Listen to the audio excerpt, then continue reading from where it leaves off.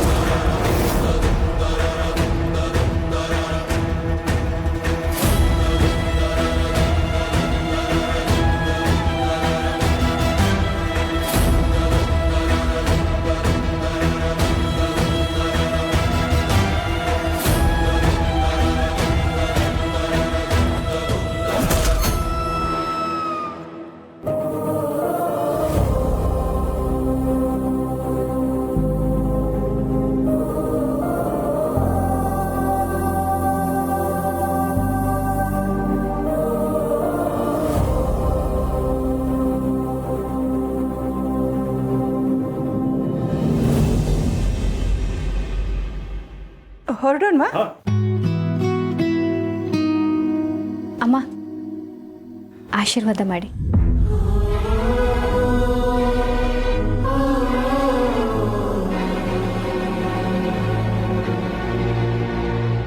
ಆಶೀರ್ವಾದ ಮಾಡಿ.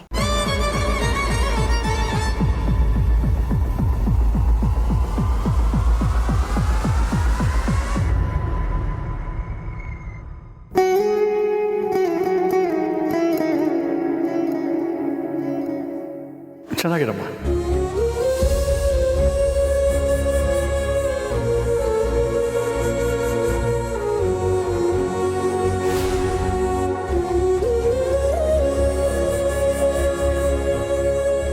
ಏನ್ ದೀಪು, ನಮ್ಮನ್ನ ಕಳ್ಸಕ್ ಬರಲ್ವಾ?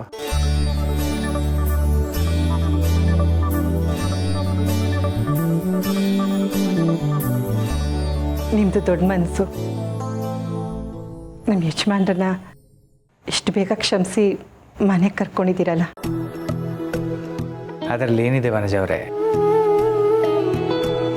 ನಮ್ಮದೆಲ್ಲ 3 ದಿವಸದ ಬದುಕು. ಅದರಲ್ಲಿ ದ್ವೇಷ, ಮನಸ್ತಾಪ ಇದೆಲ್ಲ ಯಾಕೆ ಬೇಕು? ಹೌದು, ನೀವು ಆಗಾಗ ಇಲ್ಲಿ ಬಂದು ಹೋಗೋದ್ರಿಂದ ದೀಪಿಕಾಗೂ ಖುಷಿ ಆಗುತ್ತೆ. ಬರ್ತಾ ಇರಿ. ಯೋಚನೆ ಮಾಡಬೇಡಿ ವನಜ ಅವರೇ, ಎಲ್ಲ ಒಳ್ಳೇದಾಗತ್ತೆ. ನಿಮ್ಮ ಮನೆಯವರೆಲ್ಲ ಒಂದಾಗಿ ಖುಷಿಯಿಂದ ನಗ್ನಗ್ತಾ ಇರೋ ದಿನ ಆದಷ್ಟು ಬೇಗ ಬರುತ್ತೆ. ಅಂಥ ದಿನಕ್ಕೋಸ್ಕರ ನಾನು ಕಾಯ್ತಾ ಇದ್ದೀನಿ.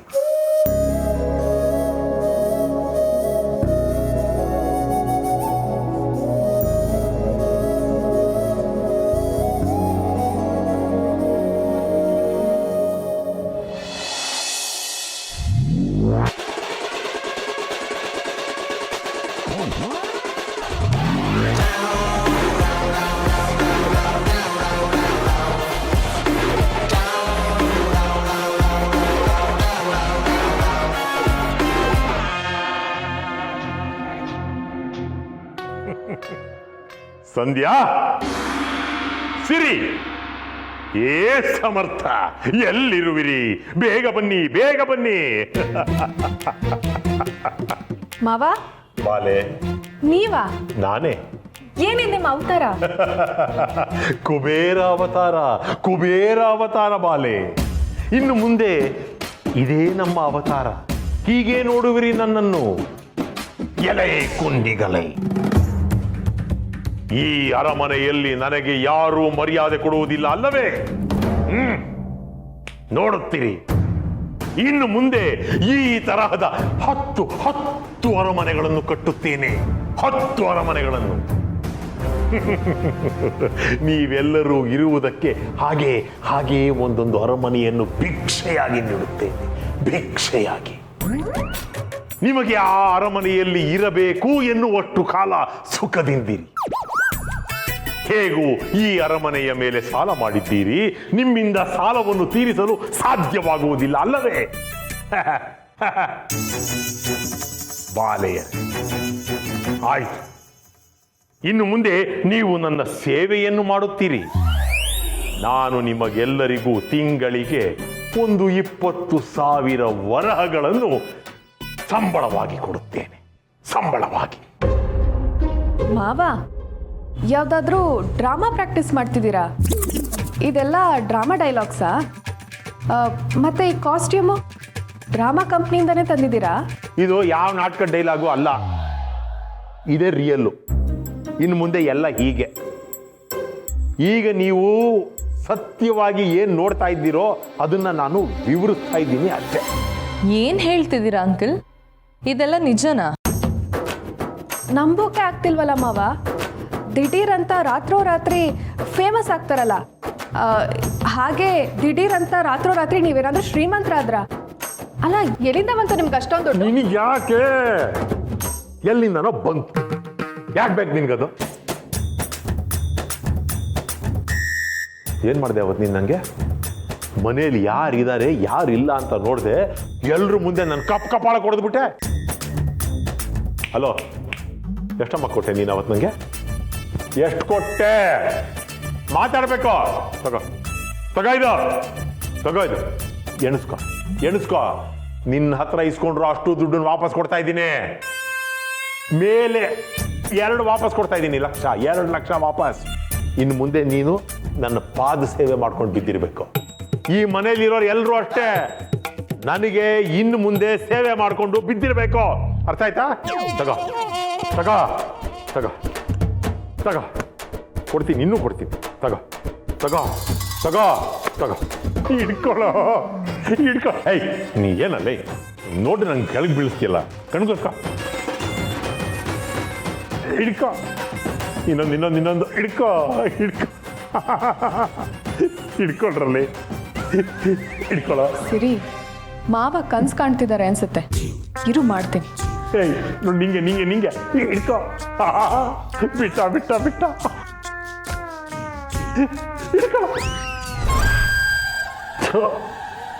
ಇದು ಏನಿದು? ಅಯ್ಯೋ, ಕೈಯಲ್ಲಿ ಛತ್ರಿ ಹಿಡ್ಕೊಂಡಿದ್ರು ಮಳೆ ನೀರು ಮುಖದ ಮೇಲೆ ಬೀಳ್ತಾ ಇದೆಯಲ್ಲ. ಏನಪ್ಪ ತುತ್ತು ಛತ್ರಿ.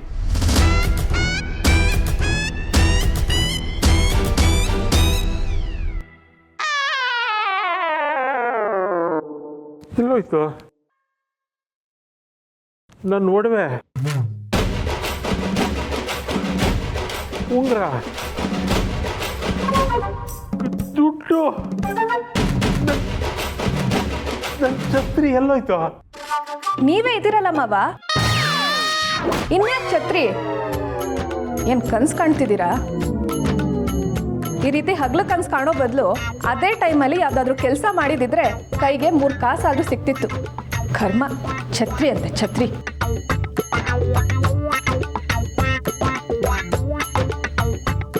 ಸಂಧ್ಯಾ ಹೇಳಿದ್ದು ಕರೆಕ್ಟೇ ಅಂಕಲ್. ನೀವು ಹೀಗೆ ಸುಮ್ಮನೆ ಮನೆಯಲ್ಲಿ ಕೂತಿದ್ರೆ ನಿಮಗೂ ಬೇಜಾರಾಗಬಹುದು. ಬೇಡದೇ ಇರೋ ಯೋಚನೆಗಳೆಲ್ಲ ನಿಮ್ಮ ತಲೆಗೆ ಬರಬಹುದು. ಅದ್ರ ಬದಲು ನಿಮ್ಮ ಕೈಲಾಗಿರೋ ಅಂಥದ್ದು ಯಾವುದಾದ್ರೂ ಒಂದು ಕೆಲಸನ ಹುಡುಕೊಂಡ್ರೆ ನಿಮ್ಮ ಆರೋಗ್ಯ, ಮನಸ್ಸು, ನಿಮ್ಮ ಮನಿ ಪ್ರಾಬ್ಲಮ್ಗೂ ಒಳ್ಳೇದೇ ಅಲ್ವಾ? ಒಪ್ಪುದಮ್ಮ. ಆದರೆ ಇಂಥ ಸಮಯದಲ್ಲಿ ನೀನು ಎಷ್ಟೇ ನನ್ನ ಒಳ್ಳೇದಕ್ಕೆ ಅಂತ ಹೇಳಿದ್ರು ಕಿವಿಯೊಳಗೆ ಹೋಗಲ್ಲ. ನನಗೂ ಕನ್ಸು ಕಂಡು ಹೊಟ್ಟೆ ಸಿಕ್ಕಾಪಟ್ಟೆ ಹಸಿತಾ ಇದೆ. ಮೊದಲು ತಿನ್ನಕ್ಕೇನಾದರೂ ಕೊಡಮ್ಮ, ಆಮೇಲೆ ಕೆಲಸದ ಬಗ್ಗೆ ಮಾತಾಡಿದ್ರು ಆಯಿತು. ಹೊಟ್ಟೆ ಹಸಿತಿರೋದ್ರಿಂದ ಸ್ವಲ್ಪ ಜಾಸ್ತಿ ಒಳಗೆ ಹೋಗ್ಬೇಕಲ್ಲ, ಅದಕ್ಕೆ ಖಾಲಿ ಮಾಡ್ಕೊಂಬಂದ್ಬಿಡ್ತೀನಿ. ಕನಸೇನೋ ಕಂಡು ಕನಸನ್ನು ಸದ್ಯದಲ್ಲೇ ನನಸು ಮಾಡ್ಕೋಬೇಕು. ನೀವು ನಡ್ಕೋತಿರೋ ರೀತಿ ನಂಗೆ ಸ್ವಲ್ಪನೂ ಇಷ್ಟ ಆಗ್ತಿಲ್ಲ ಡ್ಯಾಡ್. ಮಾಮ್ ಅಂತೂ ಆ ಪೂರ್ಣಿ ಕಣ್ಮುಂದೆ ಇದ್ರೆ ಸಾಕು ನನ್ನನ್ನು ಮರ್ತೇ ಬಿಡ್ತಾರೆ. ಈಗ ನೀವು ಹಾಗೆ ಮಾಡ್ತಿದ್ದೀರಾ? ನಾನು ಹಾಗೆ ಮಾತಾಡ್ದನ? ಏನಮ್ಮ ಹೇಳ್ತಿದ್ಯಾ? ನೋಡು, ನಿನಗೆ ಪೂರ್ಣಿನ ಕಂಡ್ರೆ ಇಷ್ಟ ಇಲ್ಲ. ನಾನು ಏನೇ ಮಾತಾಡೋಕೆ ಹೋದರೂ ನಿನ್ನ ಕಣ್ಣಿಗೆ ಅದು ತಪ್ಪಾಗೆ ಕಾಣಿಸುತ್ತೆ. ಹಾಗಾದರೆ ನೀವು ಅವಳಿಗೆ ಆಶೀರ್ವಾದ ಮಾಡಿದ್ದು, ಸಾರಿ ಕೇಳಿದ್ದು, ನಿಮಗೆ ಕೆಮ್ಮು ಬಂದಾಗ ಅವಳು ನೀರು ಕೊಟ್ಟಿದ್ದು, ಅದಕ್ಕೆ ನೀವು ಥ್ಯಾಂಕ್ಸ್ ಹೇಳಿದ್ದು, ಇದೆಲ್ಲ ಸುಳ್ಳ? ಯಾಕಮ್ಮ ದೀಪಿಕಾ ಹೀಗೆಲ್ಲ ಮಾತಾಡ್ತಿದ್ಯಾ? ನಾನು ಈ ಮನೆಗೆ ಬಂದು ತುಂಬ ದಿನ ಆಯಿತು. ಕೆಲವು ದಿನ ನಂಗೆ ಇಷ್ಟ ಆಗದೇ ಇದ್ದರೂ ಇಷ್ಟ ಆಗೋ ಥರ ನಡ್ಕೋಬೇಕು. ಕೆಲವು ವಿಷಯ ನಮ್ಗೆ ಇಷ್ಟ ಇಲ್ಲದಿದ್ದರೂ ನಾವು ಈ ರೀತಿ ನಡ್ಕೋಬೇಕಾಗತ್ತೆ. ನಿಂಗೆ ಅರ್ಥ ಆಗ್ತಿಲ್ಲ. ನೀನು ಈ ರೀತಿ ಮಂಕಾದರೆ ನನಗೆ ಬೇಜಾರಾಗತ್ತಮ್ಮ. ನೀನು ನನ್ನ ಅದೃಷ್ಟ ದೇವತೆ. ನೀನು ಯಾವಾಗಲೂ ಖುಷಿಯಾಗಿರಬೇಕು. ಅದು ಯಾವಾಗಲೂ ನೆನೆಸ್ಕೊಂಡು ನೀ ಯಾಕೆ ತಲೆ ಕೆಡಿಸ್ಕೋತೀಯ? ನನಗೆ ಗೊತ್ತಿಲ್ಲ ಡ್ಯಾಡ್, ನಿಮ್ಮ ಪ್ರೀತಿ ವಿಚಾರದಲ್ಲಿ ನಾನು ತುಂಬ ಪೊಸೆಸಿವ್ ಆಗಿದ್ದೀನಿ. ನನ್ನ ಅಪ್ಪ ಅಮ್ಮನ ಪ್ರೀತಿ ಬರೀ ನನಗೆ ಮಾತ್ರ ಇರಬೇಕು. ಅದು ಬಿಟ್ಟು ನೀವು ಬೇರೆ ಯಾರ ಜೊತೆ ಎಲ್ಲಾದರೂ ಸ್ವಲ್ಪ ಎಮೋಷ್ನಲ್ ಆಗಿ ಬಿಹೇವ್ ಮಾಡಿದ್ರು ಅದು ನನಗೆ ಇಷ್ಟ ಆಗಲ್ಲ. I can understand. ನನಗೆ ಯಾವತ್ತಿದ್ರೂ ನೀನು ಒಬ್ಬಳೇ ಮಗಳು. ನೀನು ಸಂತೋಷವಾಗಿರಬೇಕು. ನಿನ್ನನ್ನು ಬಿಟ್ಟು ಈ ಪ್ರಪಂಚದಲ್ಲಿ ನಮಗೇನೂ ಬೇಕಾಗಿಲ್ಲ. ಈ ಮಾತನ್ನ ಮಾಮ್ಗೂ ಹೇಳಿ. ನನಗೆ ಸಿಗಬೇಕಾಗಿರೋ ಪ್ರೀತಿ ಕಾಳಜಿ ಸ್ವಲ್ಪ ಕಮ್ಮಿ ಆದರೂ ನಮ್ಮ ಮಧ್ಯೆ ಯಾರು ಬರ್ತಾರೋ ಅವ್ರನ್ನ ಸಾಯಿಸೋಕ್ಕೂ ನಾನು ಯೋಚನೆ ಮಾಡಲ್ಲ. ದೀಪು, ಯಾಕಮ್ಮ ಹೀಗೆಲ್ಲ ಮಾತಾಡ್ತಿದ್ಯಾ? ಅದೇನೇ ಆದರೂ ನಮ್ಮ ಮಧ್ಯೆ ಯಾರೂ ಬರಲ್ಲ. ಅವಳು ಬರೋದು ಆಸ್ತಿಗೋಸ್ಕರ ಅಷ್ಟೇ ಆಗಿರಬೇಕು, ಅಕ್ಕ ಅನ್ನೋ ಎಮೋಷನ್ಗೋಸ್ಕರ ಅಲ್ಲ. ಅದು ಯಾರೋ ಅನಿಷ್ಟದವಳು ನನ್ನ ಅಕ್ಕ ಅನ್ನೋ ಹೆಸರಲ್ಲಿ ಬರ್ತಾಳೆ ಅಂತ ಹೇಳ್ತಿದ್ದೀರಲ್ಲ, ಅವಳಿಗೂ ಸೇರಿಸಿ ಹೇಳ್ತಿದ್ದೀನಿ. ಅವಳು ಇಲ್ಲಿಗೆ ಬರೋದು ಬರೀ ಆಸ್ತಿಗೋಸ್ಕರ ಅಷ್ಟೇ ಆಗಿರಬೇಕು, ಅಕ್ಕ ಅನ್ನೋ ಯಾವ ಎಮೋಷನ್ಗೋಸ್ಕರನೂ ಅಲ್ಲ. ಓಕೆ, ಅರ್ಥ ಆಯಿತು. You just relax.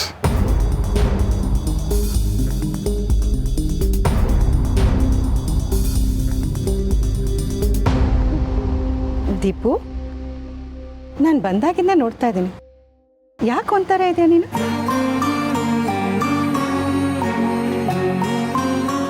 ಮಾಮ್, ನಿನ್ನ ಪ್ರೀತಿಯಾಗಲಿ ಡ್ಯಾಡ್ ಪ್ರೀತಿಯಾಗಲಿ ಬರೀ ನನಗೆ ಮಾತ್ರ ಸೇರಬೇಕು, ಅದನ್ನು ಮರಿಬೇಡ.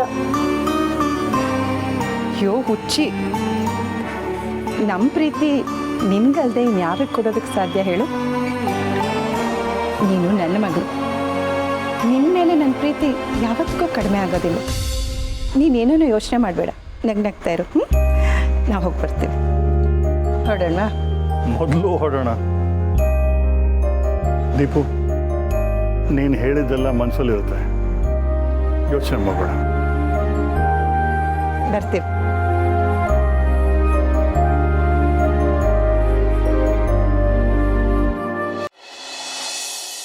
ಮ್ಯಾನೇಜರ್ ಸಾಹೇಬ್ರೆ, ಅದು ಏನಾಗುತ್ತೋ ಆಗೋಗ್ಲಿ, ನಿಮ್ಮ ಮಾತನ್ನ ನಾನು ನಂಬ್ತೀನಿ. ಸಾಹೇಬ್ರೆ, ನಾನು ದುಡ್ಡು ಹಾಕಿದ್ರೆ ಆ ದುಡ್ಡು ಡಬಲ್ ಆಗುತ್ತೆ ಅಲ್ವಾ? ಖಂಡಿತ ಆಗುತ್ತೆ ಸರ್. ಇದರಲ್ಲಿ ಯಾವ ಮೋಸನೂ ಇಲ್ಲ. ದುಡ್ಡು ತಗೊಂಡಿರೋರೆಲ್ಲ ಗ್ರೂಪಲ್ಲೇ ಇದ್ದಾರಲ್ಲ, ಬೇಕಿದ್ರೆ ಕಾಲ್ ಮಾಡ್ಬಿಟ್ಟು ಕೇಳ್ಕೊಳ್ಳಿ. ಬೇಡ ಬೇಡ ಬೇಡ, ನೀವು ಹೇಳೋ ಮಾತಲ್ಲಿ ನನಗೆ ನಂಬಿಕೆ ಇದೆ. ನೋಡಿ ಸಾಹೇಬ್ರೆ, ನಾನು ಗ್ರೂಪಲ್ಲಿದ್ದೀನಿ. ಆ ಗ್ರೂಪಲ್ಲಿರೋರೆಲ್ಲ ಮೆಸೇಜ್ಗಳು ಹಾಕ್ತಾ ಇರ್ತಾರಲ್ಲ, ಫೋಟೋ. ನನ್ನ ಹೆಂಡತಿಗೆ ನಾನು ಒಡವೆ ಮಾಡಿಸ್ದೆ, ನಾನು ಕಾರ್ ತೊಗೊಂಡೆ, ನಾನು ಹೊಸ ಫೋನ್ ತೊಗೊಂಡೆ ಅಂತ. ಇದೆಲ್ಲ ನೋಡಿದ ಮೇಲೆ ಖಂಡಿತವಾಗ್ಲೂ ನನಗೂ ನಂಬಿಕೆ ಬಂದಿದೆ. ನಾನು ಇನ್ವೆಸ್ಟ್ ಮಾಡ್ತೀನಿ. ಅಷ್ಟೇ ಅಲ್ಲ ಸರ್, ನೀವು ದುಡ್ಡು ಹಾಕೋದ್ರ ಜೊತೆಗೆ ಇನ್ನೂ ಸ್ವಲ್ಪ ಜನಗಳನ್ನ ಕರ್ಕೊಂಬಂದು ಸೇರಿಸಿದ್ರೆ ಅವ್ರು ಹಾಕೋ ದುಡ್ಡಲ್ಲೂ ನಿಮ್ಗೆ ಕಮಿಷನ್ ಸಿಗುತ್ತೆ. ನೀವು ಸೇರಿಸಿದವರು ಮತ್ತೆ ಜನಗಳನ್ನ ಸೇರಿಸಿದ್ರೆ ಅವ್ರ ದುಡ್ಡಲ್ಲೂ ನಿಮ್ಗೆ ಕಮಿಷನ್ ಸಿಗುತ್ತೆ ಸರ್. ಇದೊಂಥರ ಚೈನ್ ಲಿಂಕು ಸರ್. ನೀವು ನನ್ನ ಹಾಗೆ ಮ್ಯಾನೇಜರ್ ಆಗ್ಬೋದು. ಮ್ಯಾನೇಜರ್ ಆದರೆ ಲಕ್ಷ ಲಕ್ಷ ದುಡ್ಡು ಸಿಗುತ್ತೆ ನಿಮಗೆ. ನೀವು ದುಡಿಯೋದೇ ಬೇಡ ಸರ್, ದುಡ್ಡು ತಾನಾಗೆ ಬರ್ತಾ ಹೋಗುತ್ತೆ. ಇಷ್ಟೆಲ್ಲ ಇದೆಯಾ ಈ ಸ್ಕೀಮಲ್ಲಿ? ಅಯ್ಯೋ, ಗೊತ್ತೇ ಇರಲಿಲ್ಲ ನೋಡಿ ನನಗೆ. ಮ್ಯಾನೇಜರ್ ಸಾಹೇಬ್ರೆ, ಅದು ಏನು ಮಾಡ್ತಿರೋ ಗೊತ್ತಿಲ್ಲ, ಅದು ಹೇಗಾಗತ್ತೋ ನನಗೆ ಗೊತ್ತಿಲ್ಲ. ನಾನು 2 ಲಕ್ಷ ರೂಪಾಯಿಗೆ ಶೇರ್ಸ್ನ ಪರ್ಚೇಸ್ ಮಾಡೋಕ್ಕೆ ರೆಡಿ ಆಗಿದ್ದೀನಿ. ದಿಢೀರಂತ ಶ್ರೀಮಂತ ಆಗ್ಬಿಡ್ಬೇಕು ನಾನು, ಅಷ್ಟೇ. ಸರಿ ಸರ್, ನೀವು ದುಡ್ಡು ಅರೇಂಜ್ ಆದ್ಮೇಲೆ ಕಾಲ್ ಮಾಡಿ, ನಾನು ಫರ್ದರ್ ಪ್ರೊಸೀಜರ್ಸ್ನ ಹೇಳ್ತೀನಿ. ಆಗ್ಬೋದು ಆಗ್ಬೋದು ಆಗ್ಬೋದು. ನಮಸ್ಕಾರ.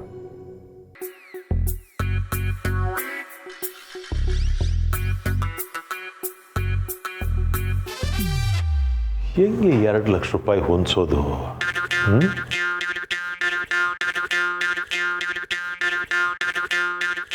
ಅಲ್ಲ, ಆ ದೀಪಿಕನ್ ಹೋಗಿ ಕೇಳೋಣ ಅಂದರೆ ಆ ಹುಡುಗಿ ನನ್ನ ನೋಡಿದ್ರೆ ಕ್ಯಾರೇ ಅನ್ನಲ್ಲ. ಇನ್ನು ಈ ಮನೆಯವ್ರ ಹತ್ರ ದುಡ್ಡು ಕೇಳೋಣ ಅಂದರೆ ಅದಕ್ಕೂ ಪ್ರಯೋಜನ ಇಲ್ಲ ಈ ಮನೆಯವರು. ಹೇಗೆ? ಕರೆಕ್ಟ್. ಹೇಗೂ ದೀಪಿಕಾ ಸಂಧ್ಯಂಗೆ ಕೊಟ್ಟು ಸಂಧ್ಯನ ಹತ್ರ ನಾನು ಇಸ್ಕೊಂಡು 5 ಲಕ್ಷ ರೂಪಾಯಿ ನನ್ನ ಹತ್ರ ಇದೆ. ಅದರಲ್ಲಿ ಎಷ್ಟು 1.5 ಲಕ್ಷ ರೂಪಾಯಿ ಖರ್ಚು ಮಾಡಿ ನಾನು ಗೋಲ್ಡ್ ಪರ್ಚೇಸ್ ಮಾಡಿದೆ. ಇನ್ನು 50,000 ಅದು ಇದು ಅಂತ ಉಡಾಯಿಸಿದೆ. ಇನ್ನು 3 ಲಕ್ಷ ಇದೆ, 3 ಲ್ಯಾಕ್ಸ್. ಅದರಲ್ಲಿ 2 ಲಕ್ಷ ರೂಪಾಯಿನ ಈ ಶೇರ್ ಪರ್ಚೇಸ್ ಮಾಡೋಕ್ಕೆ ಅಂತ ಕೊಟ್ಟು ಬಿಟ್ರೆ ಇನ್ನು 1 ಲಕ್ಷ ಉಳ್ಕೊಳ್ಳುತ್ತೆ. ಅದು ನನ್ನ ಬೇರೆ ಖರ್ಚಿಗಾಗುತ್ತೆ. ಕರೆಕ್ಟ್, ಅದೇ ಸರಿ. ಫಸ್ಟ್ ನಾಳೆ ಬೆಳಿಗ್ಗೆ ಎದ್ದ ತಕ್ಷಣ ದೇವರು ಕೈ ಮುಗಿದು ಬ್ಯಾಂಕ್ಗೆ ಹೋಗಿ 2 ಲಕ್ಷ ರೂಪಾಯಿ ಡ್ರಾ ಮಾಡ್ಕೊಂಬಂದು ಆ ಮ್ಯಾನೇಜರ್ ಕೊಟ್ಬಿಟ್ರೆ ದುಡ್ಡೋ ದುಡ್ಡು, ದುಡ್ಡೋ ದುಡ್ಡು. ಕರೆಕ್ಟ್, ಹಾಗೆ ಮಾಡ್ತೀನಿ.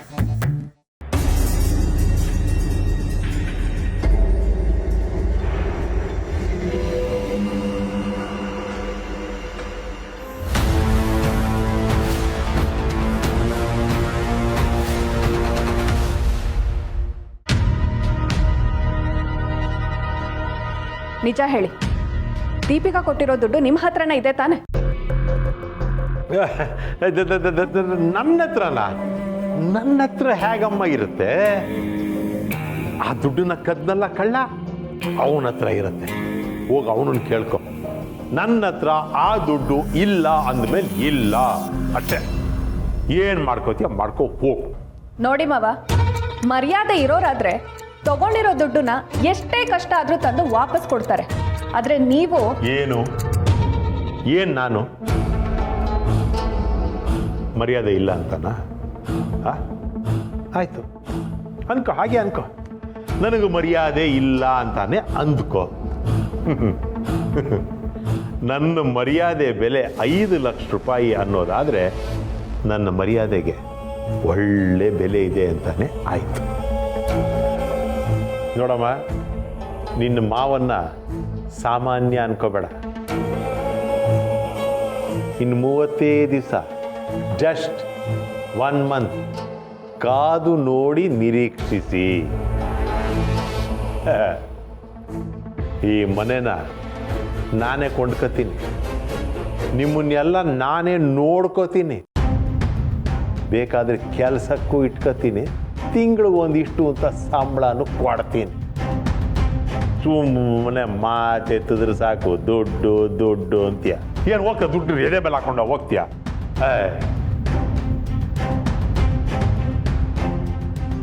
ಇನ್ನು ಒಂದು ತಿಂಗಳಲ್ಲಿ ಏನಾಗ್ಬಿಡತ್ತೆ? ಇವರಿಗೆ ದುಡ್ಡಿನ ವ್ಯಾಮೋಹ ಜಾಸ್ತಿ ಆಗಿದೆ. ಈ ದುಡ್ಡಿನ ಆಸೆಗೆ ಮತ್ತೆ ಏನಾದರೂ ಹುಚ್ಚಾಟ ಮಾಡಿದ್ರು ಮಾಡಿಬಿಡ್ತಾರೆ. ಮೊದಲು ಈ ಮಾವಂಗೆ ದುಡ್ಡಿನ ಭೂತನ ಬಿಡಿಸ್ಬೇಕು.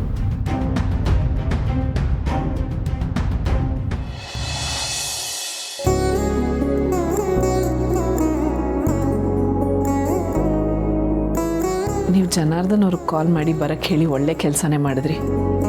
ಪೂರ್ಣಿ ಅವ್ರ ಮನಸ್ಸನ್ನ ಖಂಡಿತ ಬದಲಾಯಿಸ್ತಾಳೆ. ಅವಳಿಗೆ ಗುಣ ಇದೆ. ಇವತ್ತು ಅವಳ ಕುಟುಂಬನ ಒಟ್ಟಿಗೆ ನೋಡಿ ಎಷ್ಟು ಖುಷಿ ಆಯಿತು ಗೊತ್ತಾ? ದೀಪಿಕಾ ಬಂದು ಕೇಳ್ಕೊಂಡಾಗ ಇಲ್ಲ ಅಂತ ಹೇಳೋದಕ್ಕಾಗಲಿಲ್ಲ ತುಳಸಿ ಅವರೇ. ಆಗೋದೆಲ್ಲ ಒಳ್ಳೇದಕ್ಕೆ ಅಂತ ಬರೋದಕ್ಕೆ ಹೇಳಿದೆ. ನೀವು ಹೇಳಿದಾಗೆ ಜನಾರ್ದನ್ ಒಂದಲ್ಲ ಒಂದಿನ ಬದಲಾಗ್ಬೋದು. ಪೂರ್ಣಿನ ತನ್ನ ಮಗಳು ಅಂತ ಒಪ್ಕೋಬೋದು. ಮಾವ